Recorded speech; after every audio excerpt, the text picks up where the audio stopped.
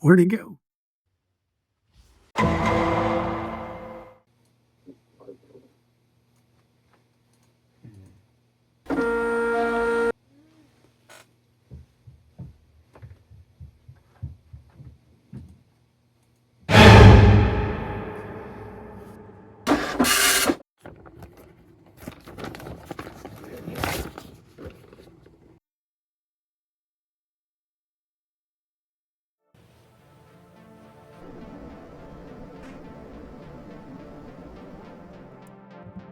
So yeah, this is my LC3.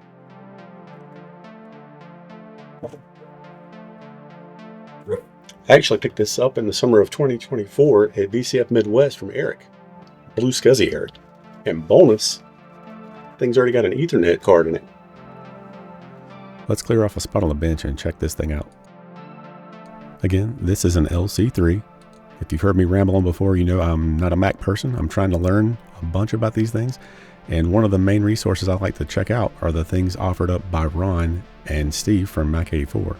These are a few snippets from a video they've got that's all about anything you'd want to know about collecting old Macs. And I'm going to snip out a few pieces that are specific to the LC you may find interesting.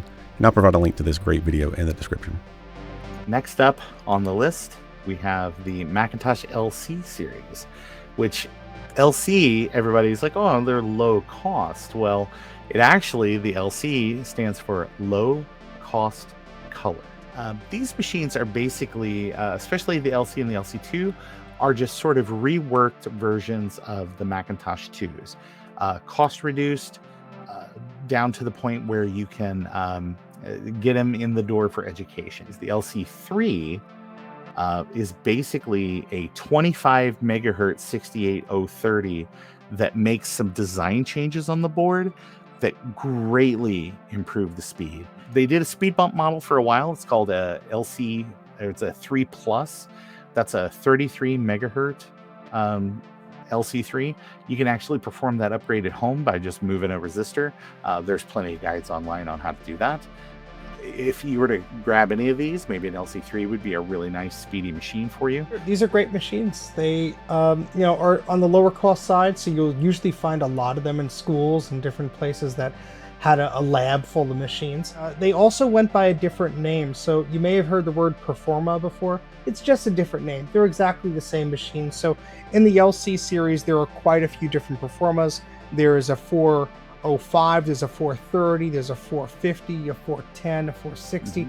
And they came out during different periods of time at Apple. You're going to want to look up the corresponding LC model, because one will be an LCE or an LC2 or an LC3 with just a different name, because they were bundled with a monitor or a dial-up modem or a package of software, a different hard drive size, etc. So it's really the same guts of the machine, but it might have a different name to it.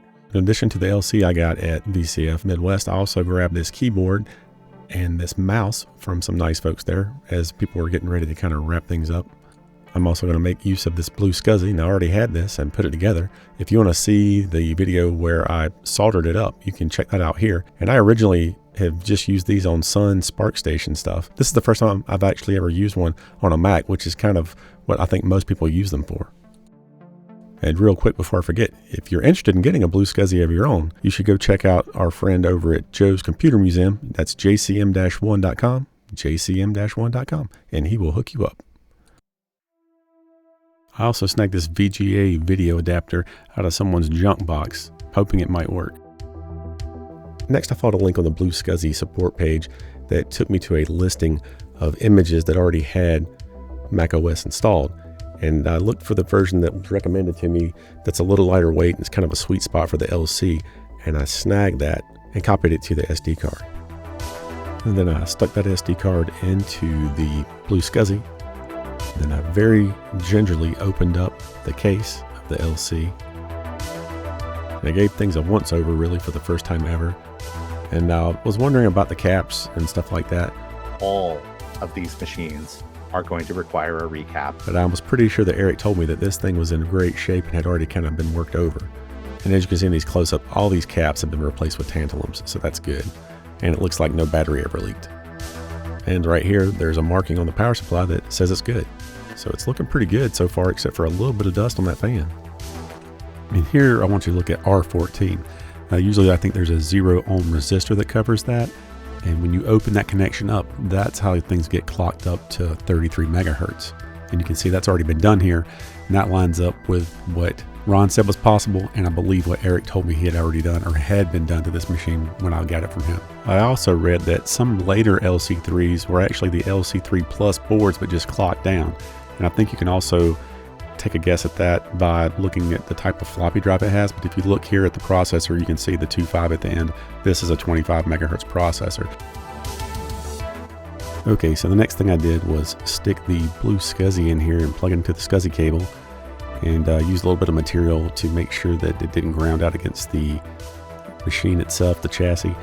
And I'll probably 3D print one of these mounts that's made for this purpose. Maybe have an extension out to the front where I can swap it out, or to the back, I don't know.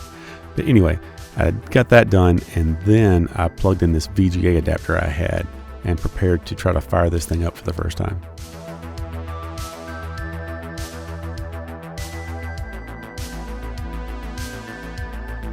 All right, I'm gonna see if I can get this working. I got a little VGA cable here.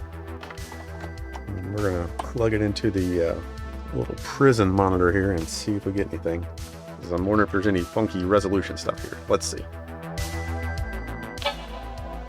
Hey, John. Let's see what we get. Nothing was on the screen, and here's Ron again to tell us why. It's DB15 on the Macintosh side to HD15 on the PC side, and then you can hook that up. You can probably find them for under $20, maybe on eBay or Amazon. Yeah. The adapters that have the dip switches are probably your best option, because that will let you. A lot of these Macintosh monitors, if you bought a real Apple monitor, there was Sense technology in there that would basically report back and forth between the monitor and the Macintosh to say, okay, these are the resolutions I support. If you have a generic PC monitor, that Sense is not there. So the adapters that have dip switches, you can fake it. So you set the dip switches for exactly the resolution you want. That's what the Macintosh will interpret. And just when it powers on, I mean, it'll be like 800 by 600 or whatever resolution that you kind of want to go for.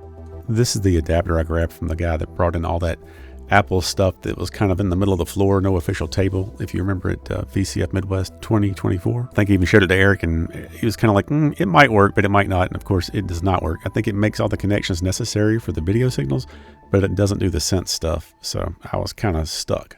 So after reading a little bit and realizing the whole thing with the Sense deal and what those switches did on those adapters, I went ahead and ordered two. The one with the switches was going to take even longer, so I ordered this one at the top left as well. And I think based on what I was reading, I was assuming maybe it was just like fixed at the VGA, so you can't really switch the resolutions, but I figured that would be good enough to try, so I ordered both of these. Of course, being frustrated and impatient, I started digging around and trying to figure out what the switches actually did and what they were connecting up to do certain things.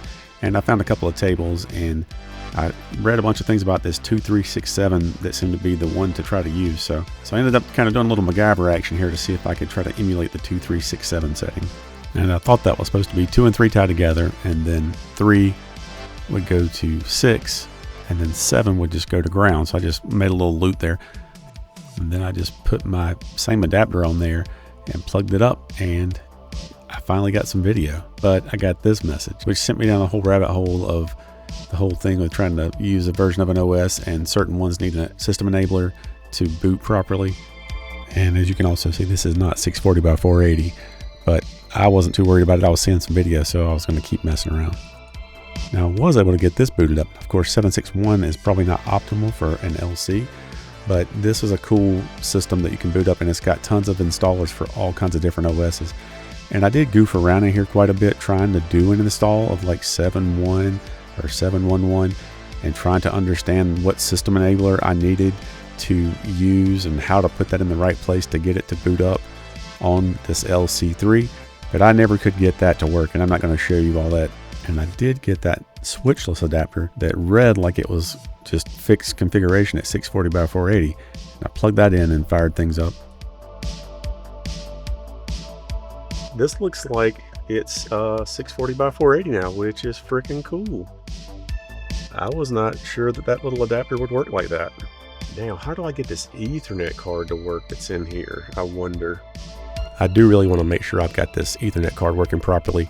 And I want to know, like, is it worth messing with the FPU there? Just wondering, do any normal applications take advantage of that? And like I said, I'm going to get this working and at a base level, make sure it's just working like a normal workstation or whatever. And then once that's confirmed okay, I think I'd like to get an emulated system up and running as the Apple internet router or whatever you call it, so I can get this thing on Global Talk. I think that'd be really fun.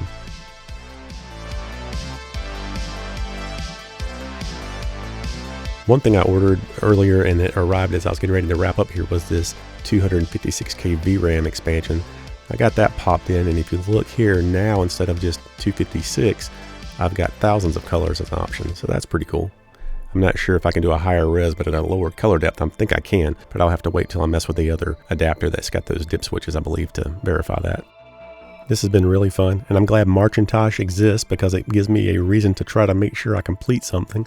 I didn't get as far along as I hoped to, but I've got a really cool LC here that I'm excited to get on Global Talk as soon as I'm able to figure that out. If not in the next few days, definitely, hopefully, maybe by next Macintosh, right? Huge shout out to all the Macintosh friends and beyond folks. Y'all are awesome. Stay awesome. And I guess I'll see y'all later. Thanks. Hey, if you made it this far, thanks for watching. Hope to see you again next time. Take care. Bye-bye.